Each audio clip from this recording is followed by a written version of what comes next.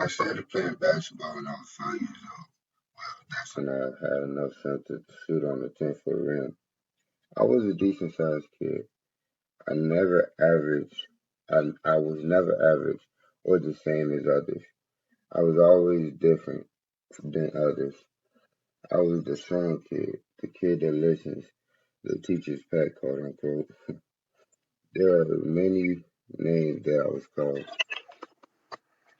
I took those as compliments and kept moving, and blessings came my way. But back to when I was 5. At 5, I played street ball with big kids and older family members. As a, as I got older, I was getting better and better. Then in 5th grade, I played on the first team I ever played for, which was for my school. At the time, I went to Wendell Smith Elementary School. I averaged 10 to 12 points a game. At the time, I just knew to play hard. When I was in 6th grade, I couldn't play on the team because I had to fit into the wrong crowd and had too many detentions. My brother took the advantage and played that year. While he was playing, I had the job to walk my sister home every day from school. I learned my lesson after that, and I knew I had to turn my life around, or I would be like the other guys that graduated from the school.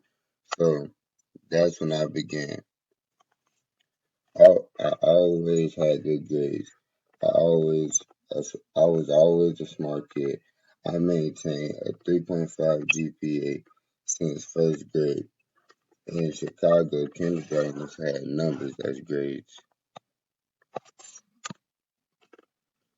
When my 7th and 8th grade year came, I prepared for basketball and testing. I was so focused on what I was going to do next instead of what was happening then. Everyone was too stuck on who was going to be valedictorian and salutatorian, and I was stuck on what high school I was going to attend. What school when school was coming to an end, I was elected salutatorian without knowing it. It was a surprise to me, but I was chosen. All it did was draw haters to me, but I didn't have to hear it for long. During my freshman year of basketball, I got to make friends and play the game that I love all at once. It was fun. Now I'm grinding, not stopping no matter what. There are a lot of challenges and risks of being a basketball player, but you have to put your heart, mind, and soul into it. There is no reason to stop something you love. And once I realized that, I kept away from, nothing kept me away from basketball.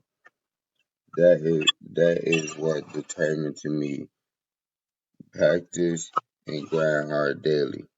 Yes, big Yes, as a big brother, there are a lot of challenges I have to face to do the things that I love.